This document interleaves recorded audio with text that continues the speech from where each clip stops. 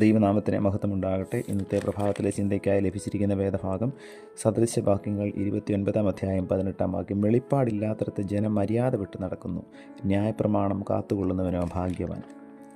ഒരു കപ്പൽ രാത്രിയിൽ സമുദ്രത്തിലൂടെ യാത്ര ചെയ്യുകയായിരുന്നു.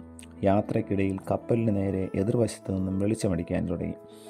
ഇത് കണ്ട കപ്പലിൻ്റെ ക്യാപ്റ്റൻ ആ വെളിച്ചത്തിന് നേരെ നോക്കി പറഞ്ഞു, ഞാൻ ഈ കപ്പലിൻ്റെ ക്യാപ്റ്റനാണ്, നിങ്ങളുടെ കപ്പലിൻ്റെ ദിശ മാറ്റണം.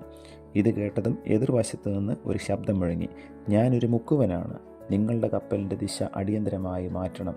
എന്നാൽ എതിർവശത്ത് നിന്ന് ഒരു മുക്കുവൻ തന്നോട് ആജ്ഞാപിച്ചത് ക്യാപ്റ്റൻ ഇഷ്ടപ്പെട്ടില്ല.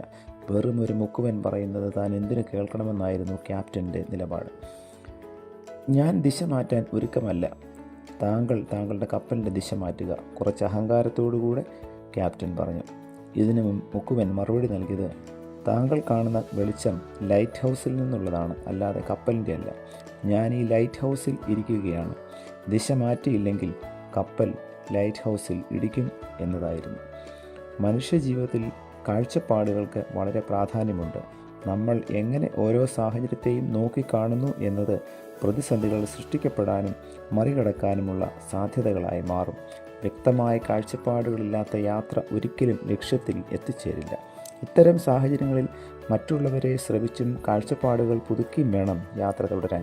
ഇങ്ങനെയാണ് ജീവിതത്തിൽ വിജയതീരത്തിലെത്തുക. കൃത്യമായ കാഴ്ചപ്പാടുകളില്ലാതെ എടുക്കുന്ന തീരുമാനങ്ങൾ നമ്മുടെ മുന്നോട്ടുള്ള യാത്രയ്ക്ക് തടസ്സമായി തീരും. അതുകൊണ്ട് മറ്റുള്ളവരുടെ കാഴ്ചപ്പാടുകൾ അംഗീകരിച്ചും ബഹുമാനിച്ചും വേണം വിജയത്തിലേക്ക് നീങ്ങേണ്ടത്. ഇന്നത്തെ കുറിവാക്യം നമുക്ക് ഒരിക്കൽ കൂടെ ഓർക്കാം.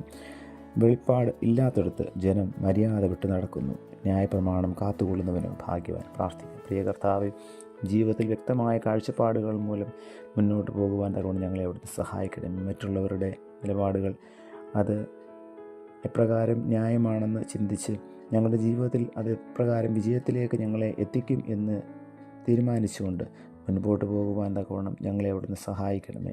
അങ്ങയുടെ ന്യായപ്രമാണം അനുസരിപ്പാനും അതെല്ലായ്പ്പോഴും പാലിപ്പാനും തക്കവണ്ണം ആവശ്യമായ കൃപ നൽകണമേ. പുത്രൻ്റെ നാമത്തിൽ പ്രാർത്ഥന കേൾക്കണം പിതാവേ. ആമേൻ.